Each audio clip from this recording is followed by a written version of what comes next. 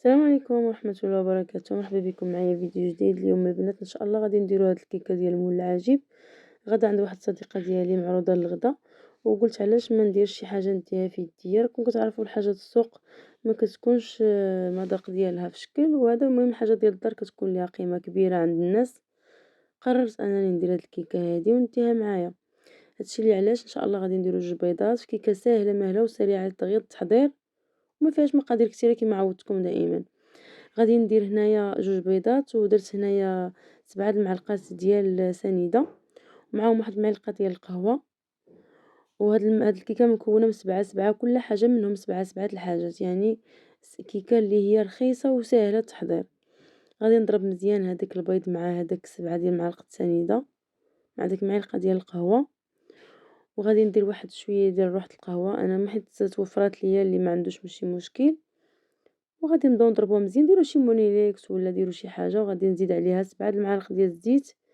وغادي نبقى هكا نضيف 7 راه كيعطيونا نص كاس من الكاس العنبه. اللي ما فيه ما يعبر بمعلقه يدير نص كاس نص كاس نص كاس. المهم هاد الكيكه هادي راه كتطلع صراحه زوينه. وغادي ندير هنا 7 ديال المعلقات ديال الحليب، وغادي نبدا نطرب الحاجه اللي درتها، غادي نبدا نطربها مزيان حتى هكا نحس بالكيكه انا تطلقات معايا. يديكم مجهدة داكشي اللي قدرتو عليه ديروه. عندي هنايا جوج خمارات، وعندي هنايا المعالق اللي ديال الطحين اللي ما غاديش ندير 7 حيت بغيتها تجيني واقفه شي شويه. غندير 8 حتى ل 9 المعلقات.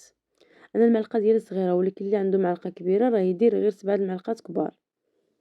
هادشي اللي كاين. المهم انا غادي ندير هنا واحد المعلقه ديال حبيبات الشوكولا، ديك شوكولا فيغميسيل كتعطيني المنظر وكتجي واحد المنظر ديالها زوين.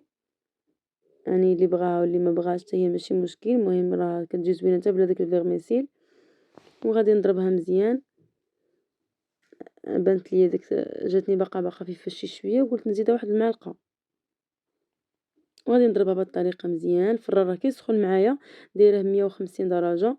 وغادي ندهن المول العجيب، وغادي نرشو بالدقيق ونهبط فيه الكيك كما العاده.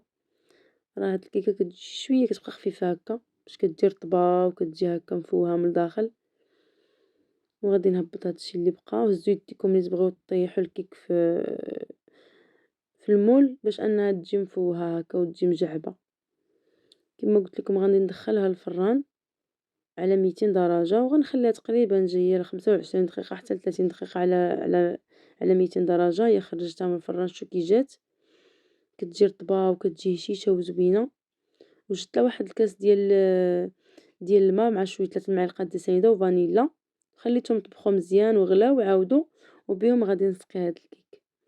غادي نسقيه بهذه الطريقه كامل باش يجيني هكا كيك مفوه وزوين وفازك بديك السيروم كيجي غزال. الا بغيتو ديروا القهوه ديروا، انا ما توفرت ليش ديك الساعات درت غير الفاني. وكما قلت لكم دابا غندير نديرو كريم باتيسير باش غنعمروها من الداخل. غادي ندير كاس كبير وشويه، ندير جوج كيسان صغار يعني عطينا كاس كبير، كاس كبير ونص ديال الحليب، وبيضه كامله، واحد شويه ديال القهوه ديال الروح. وغادي ندير واحد المعلقه الكاكاو. وغادي ندير هنايا 3 المعالق ديال سنيده. وغادي ندير واحد جوج معالق ديال الفورص ولا نشا. وغادي نضرب هادشي في مونيليكس مزيان وغنهبطو في كاسرونه.